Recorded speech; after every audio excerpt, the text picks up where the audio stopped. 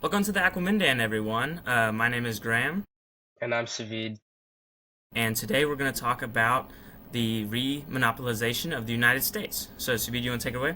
Yeah, okay, so monopolies are bad, I think. Okay, I feel like we all kind of agree on that. Mm-hmm. But to really understand why they're bad, I think we have to dig in a little deeper into the topic. So let's start Mm-hmm. off with monopolies in the current day and age, right? Yeah. When I think about monopolies, my brain goes to the tech giants, right? Mm-hmm. Google, Amazon, Microsoft, all these players. Because I mean, it's kind of like a debate as to whether they count as monopolies. Mm-hmm. Um, Well, did you see like Meta even won that lawsuit? I think last week, where it was like there's like these antitrust laws that they're trying to use against it. Mm-hmm. Yeah, they lost because they were gonna lose like Facebook or was it mm, Facebook? They were gonna lose like large sections of their company. wow. Yeah, And I actually about that, I heard something recently that um all the AI companies, like I mean Meta's one of them, mm-hmm. all every company that's involved with AI just like feeds off of each other. And like you could kind of say that's collusion, you know? And Yeah. this is where it gets a little bit iffy because the problem Mm-hmm. here is like, can you call these tech giants monopolies because do they own an entire industry? Well, when it comes to tech, specifically software, it's hard to Mm-hmm. define an industry, you know? Yeah. Like Cause it with like, yeah, go no no ahead. yeah. Oh, I was just saying. So like that is such a difficult thing because it's like, can you really call like they're not industries in traditional sense. Like if we go back in Yeah, time and to like see normal monopolies, it's like, well, this guy owns the entire steel industry and he can yeah. dictate prices. Well, it's like YouTube. I mean, in some way, you called YouTube a monopoly. No one else uses something like YouTube. I mean, Hmm. Rumble tried to exist for a while, and I don't really hear a lot of people using Rumble all the time. At least like the average Yeah. American. So, and it's like, I agree with what you say. It's just because it's like, you're a monopoly. How? Yeah, What? yeah, What and are I we? think especially with software, like hardware is Mm-hmm. one thing, right? Like owning all the, I don't know, fiber optic cables in the world. Okay, that's obviously a monopoly. Okay, Yeah. but with software, like you said, YouTube, Facebook, it's so easy to differentiate. Like Mm-hmm. there are so many different search engines. Okay, Mm-hmm. but Google like is 90% of what people search on, right? Um, Yeah. but would you call search engines an industry? Like, would you say, oh, Google owns the search engine industry? Like, that just doesn't make sense, you Mm-hmm. know? And then you have like AI powered search engines that are like, it's so easy to differentiate, and so it's hard to just say, oh, all of this is one industry, you know? Mm-hmm. Because maybe the AI powered search engines are a different industry, you know? It's like Yeah. it's kind of weird like that. I would But say with you're also. Oh, yeah. yeah. I was just No, gonna say sorry, one sorry. thing. I was gonna say so. One really interesting thing that I was looking into is like, because I was like, okay, we hear about how we hear that there's a lot of monopolies in the United States. We're like, oh, we know about the tech giants.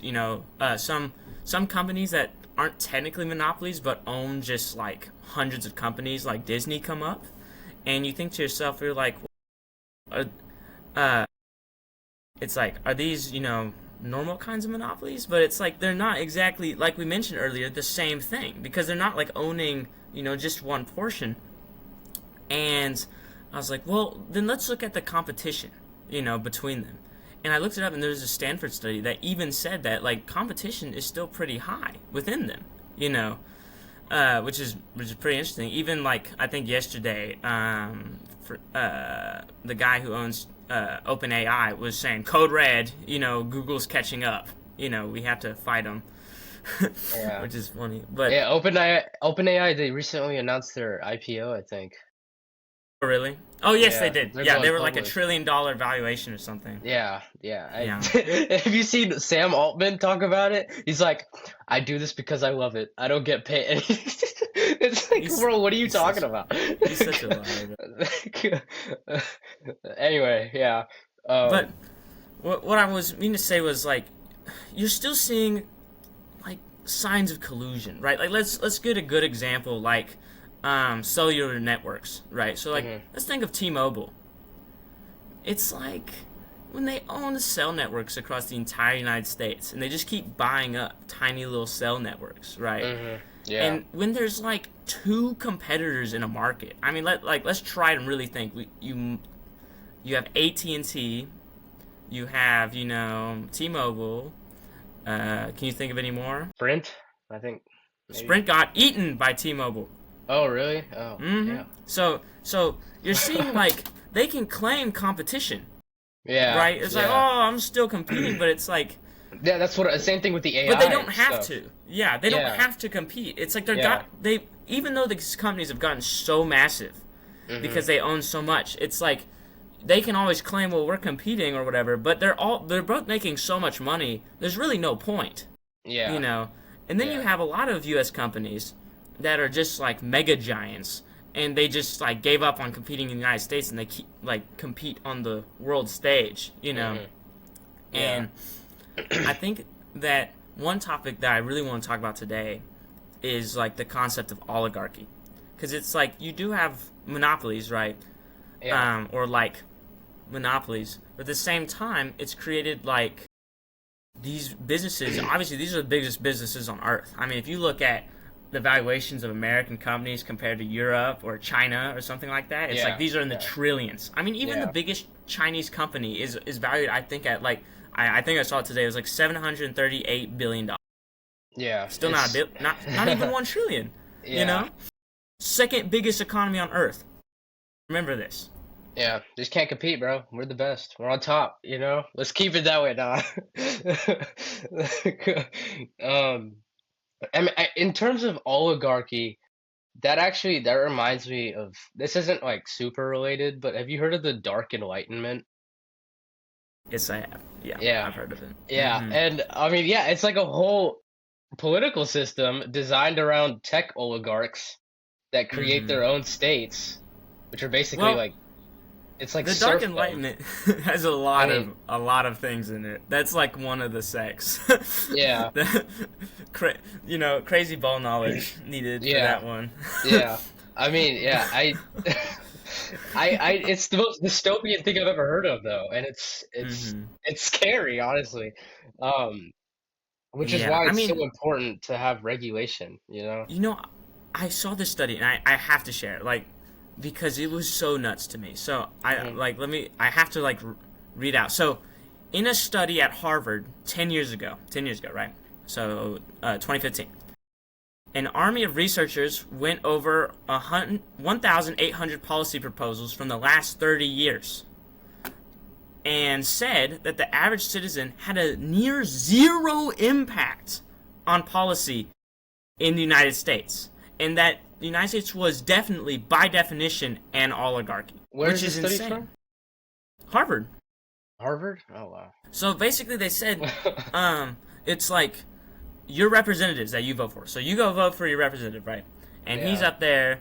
He's getting lobbied by everyone. I mean, like, yeah, he kind of has to listen to you, but especially with all the gerrymandering, it's like these seats are basically secured. Yeah. Like, in the United States, a Republican will win. Yeah, it's absolutely. Like, and, not all the times, some people care about the Republican primary, but a lot of people, it's like, if you're Democrat or Republican, you're like, well, I'm a Republican, so I'm going to vote for the Republican. Whatever one they put up there. And it's like, same if you're a Democrat. So you basically have these people who feel very secure. They go up there, and it's like these, NVIDIA comes up. It's like, hey, how about you help this proposal so that we can sell chips to China? How about that? And they're like, yes, sir.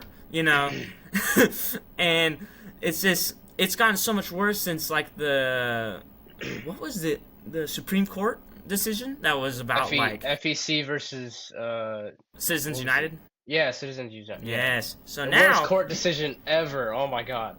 It's like beforehand you could say, well, we're still a democracy. You know what I mean? Like at least like maybe it was all in the shadows. All this like money and lobbying, and now it's just like Kamala Harris had $1 billion for her donation, or Trump has, 930 million. It's like, these are insane amounts of money, and there are clear winners. I mean, you saw when Trump won, who was there? Elon, Google, I don't know if the Palantir guy was there. I can't remember. Peter Thiel Peter or Thiel? Alex Karp. I don't. Alex Karp's the CEO. Peter Thiel was probably there. I don't know. Is Alex Um, Karp?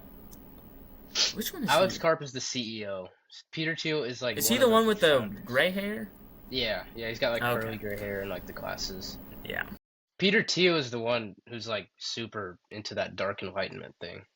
He's like He's the guy very who helped Vance quite a bit. yeah, yeah, which is terrifying because that dude's our vice president. It's very interesting that people really don't think about this a lot, but like I was doing some research because I saw like you see it on the internet. I was like he was paid for by Peter Thiel, and it's Mhm. like BS or whatever. And I looked it up. I did some research, and it was basically like, hey man, if you look into it, it's like he literally like hired him Yeah, and he was like a funded venture his capitalist, right? campaigns. Yeah, Yeah. literally. His whole career he was helped by Peter Thiel. Yeah. So it's like, and we all know Palantir is business. So it's kind of like it's very interesting that Vance, especially because of how much he changes up on people. His Yeah. He's he like used to call low-key Trump Hitler, but now he's Yeah. like, nah, Yeah. he's gonna save the United States. Yeah, I don't know. I don't know what to think about him. It's interesting. I think he's But someone who can change on a whim, and for his I'd own put it benefit. like that. Mm. Well, Yeah, speaking of Palantir, that actually monopolies again, defense companies. I think those are it's huge monopolies. I think those are yeah. huge monopolies. I'll Not tell you not just this. like Palantir, but Yeah, like Lockheed Martin, Boeing, all we are these so. or You know, Raytheon, I think. Yeah. I talk to people about like a hypothetical Chinese American war, right? And everyone tells me, oh yeah, we'd blow them out of the water. We have more equipment and we have more high tech stuff. And it's like, okay, let's look at how many factories we have compared to them, right? Now, let's say China turns all of its rubber ducky factories into war machines, but let's give us the benefit of the doubt. We give Lockheed, here's $1 trillion. You need to make a billion tanks or whatever. Just like flood our stocks because, I Mhm. mean, literally when the Russian Ukraine war happened, they said that the United States would run out of ammunition. Like if we were fighting that war, like let's say Ukraine had all of our ammunition that we had, they would run Mhm. out in 6 months, Yeah. which is nuts. So it's like Yeah. we've been increasing stuff, but it costs so much. Like I watched a video a while ago about how I mean, hey, that's what it is with like most defensive wars or like wars of attrition, you know? Like that's why mhm, that's why it's so hard to fight those. yeah, but it's like we're just so screwed because it's like Lockheed during World War II was a tiny little company. Yeah. So it was very dynamic and it produced stuff for cheap. What I'm saying is like a war now is like, well, our supply lines are across the entire globe, right? And obviously that would be halted. And there's no industry within the United States to, Mhm. fill it. I mean, we've seen that with the tariffs, it's like the United States, every business on earth, like in America went, "Oh my god, we're Yeah. screwed." And Yeah. that's why he's taken off almost every single tariff, or he's limited them quite a bit. Yeah. And it's like he's even talking about putting tariffs on India, and then every single American business is like, stop, stop, you know. Yeah. I think that's because India has a lot of tariffs on their own. Like they have like a I think 100% tariff on any foreign made vehicles. So it's like anyway, Well, yeah, he's doing the reciprocal tariff thing, you know. he Um did that for Russia more though because they're such big trade partners. right, right. Mm-hmm. Oh, I was gonna say, in terms of military specifically, so most of my knowledge of economics is very limited, right? But it comes from The Wealth of Nations by Adam Smith. Mm-hmm. I don't know if you've read that. Um, it's basically the fundamental text of capitalism. Yeah. It's like a Bible for capitalists, right? And Mm-hmm. in The in that founding document. yeah, and in Mm-hmm. that he says that the military is one of those things that should not be privatized, actually. He says the military is one thing that like that's a problem markets can't solve. And he says that for like Mm-hmm. multiple different reasons. I believe one of them was because it's a conflict of interest. Like, Mm-hmm. okay, a business's number one priority is to maximize profit, right? Yeah. Okay. Well, that doesn't always mean working for one country, you know? Hmm. You Yeah. know, like maximizing profit, that could, you could be playing both sides, you know? I mean, because Um, even like I'm pretty sure like last week, the Trump administration allowed what is it, Lockheed to sell jet fighters to like Saudi Arabia or something. yeah, yeah, It's like they're a business. yeah, They don't really care. You exactly, know yeah. that's And why their Adam stock Smith, jumps every time a war comes around. right, right, yeah. And Adam Smith, he goes into this and he's talking about like how some of these industries are more prone to monopolization, like for example, the military, because well, I mean, it's got like, I mean, we can get into why monopolies form later. I have a Hmm. whole segment on that too, but the military is one of those things that he was like, if this ever becomes privatized, it's not gonna be good. Which I mean, I don't Yeah, know. Who knows if he's? I'm not, like I said, I'm not an economist, but yeah. I'd say with that, it's the problem with it is obviously warfare was really different. Like I think a great example is the Russian-Ukraine war. How the Russian like Ministry of Defense owned all the factories, but the problem was they were so inefficient with everything that it was like they were turning out shitty tanks and stuff that weren't working. So now the Russian government, surprisingly enough, is partnering with private companies to increase production. And I think another thing with companies is they experiment a lot more. So basically, all of the Russian military's drone providers are all private companies. So mm, I think that when you think about privatization in the military, an initial experimentation event is good. It's a good to have private and state. But the thing that we have now is we are a global nation. We are like the biggest country. We should not have the entire defense industry basically in the hands of private corporations because when a war happens, I don't think the government should have to be paying yeah, racked up prices yeah, to defend its citizens. yeah, You exactly. know. And I mean, also like when you do things like this, you run the risk of corporatism arising, which is what we saw in like fascist states, like most like Italy, fascist Italy. There was a lot of corporatism there. Um, Hmm. the government teams up with certain corporations, and Yeah. you saw it in South America, I believe, Spain, maybe. Spain I don't know. definitely during the Franco regime. Right? Yeah. But I will say we're probably going to move on to the next topic just so we can get Okay. through these. Um, we can talk about how they form or the history of it. Which Yeah. one? Yeah. I mean, how they form.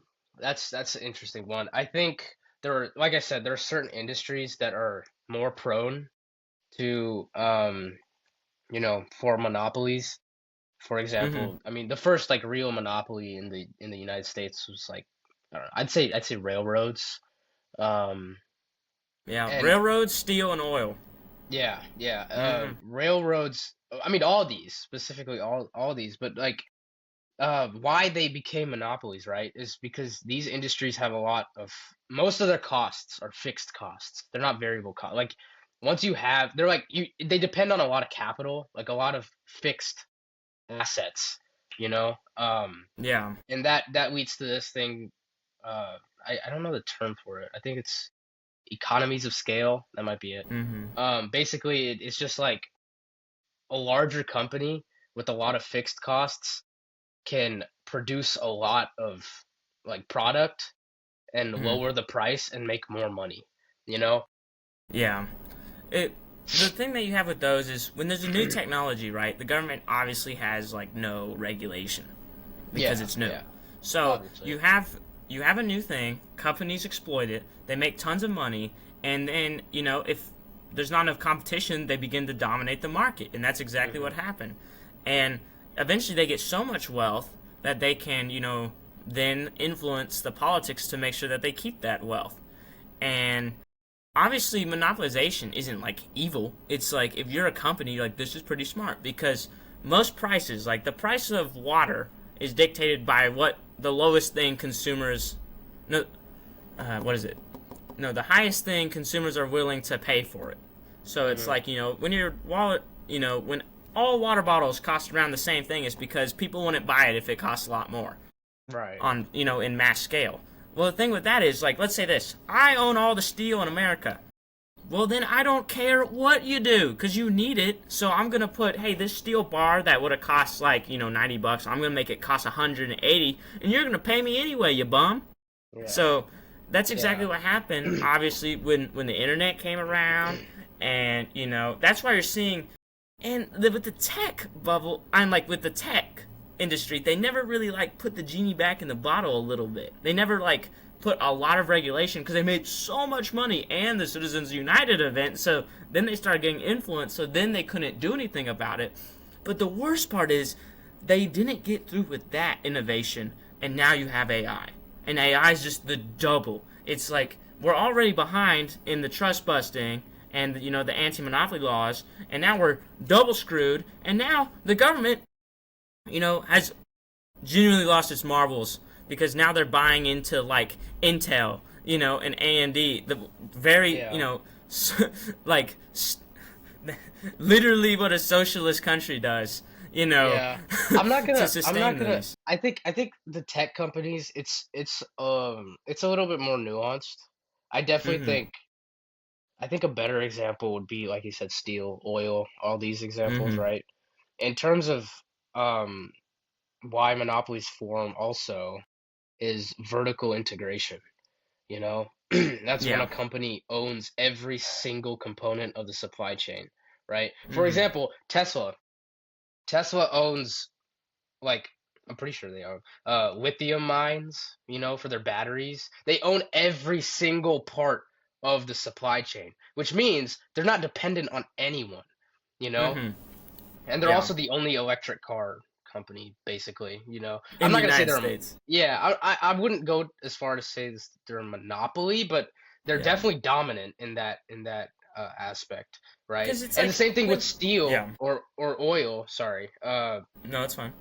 like Andrew Carnegie, Rockefeller, all these guys, Mhm. specifically Rockefeller, he went to great lengths to vertically integrate, to own every single part of the supply chain. He did that through mergers mostly. He Mhm. just bought out companies or he merged with them or whatever.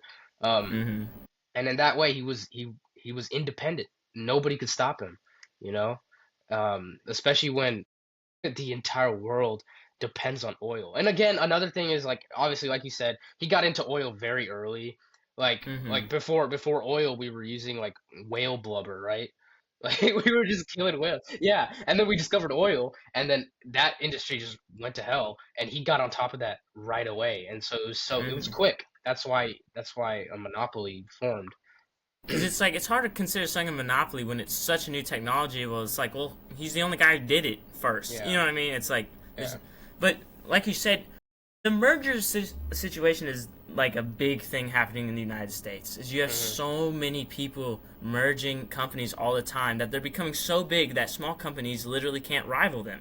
I mean, Yeah. if you look at any statistics, it shows that small companies within the United States are dying off. It's just they can't compete. Now you have like the individual people, making, TikToks or Instagram, you know what I mean, and Hmm. you call it a business and stuff, and like that's okay, cool, it makes money, it makes profit. But at the same time, that's very different than like a company producing something. There's not small manufacturers, and you need that on every level so there's competition broadly. But what you Exactly. just have is there's nothing underneath, just Yeah. massive competition at the top.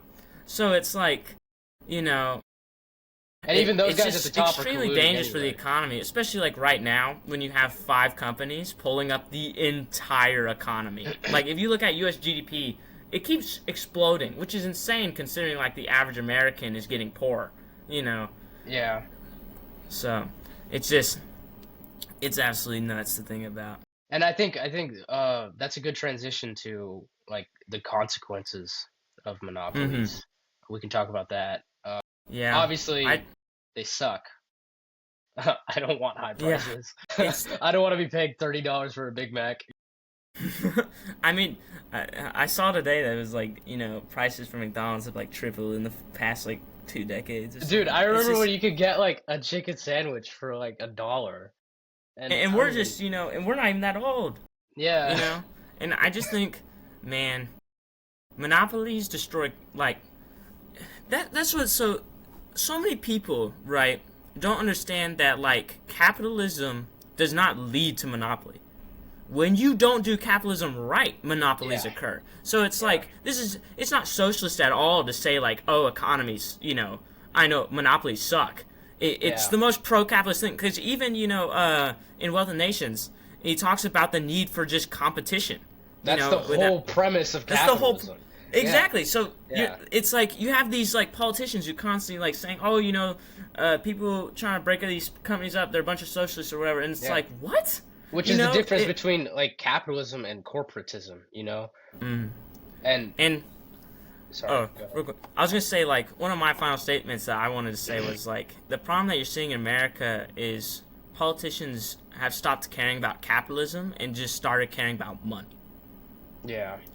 They don't care about fostering competition and making America a successful country. They care about the money's here right now.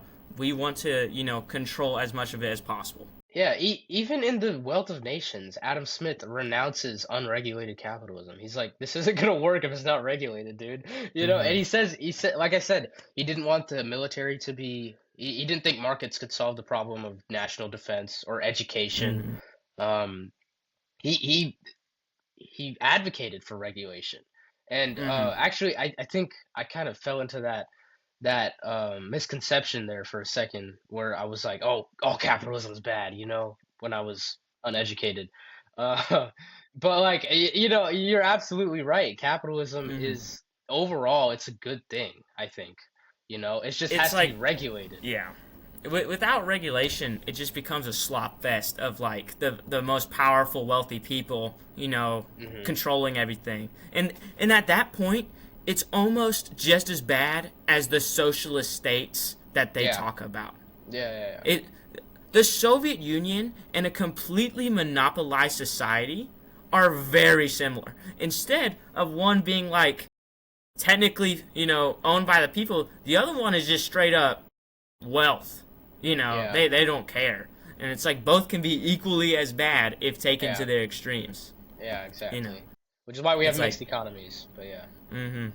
but yeah, I thought that was a great conversation. Thank you, Suvi, for coming. Um, we will be back next week, hopefully. But thank you guys all for watching. Bye.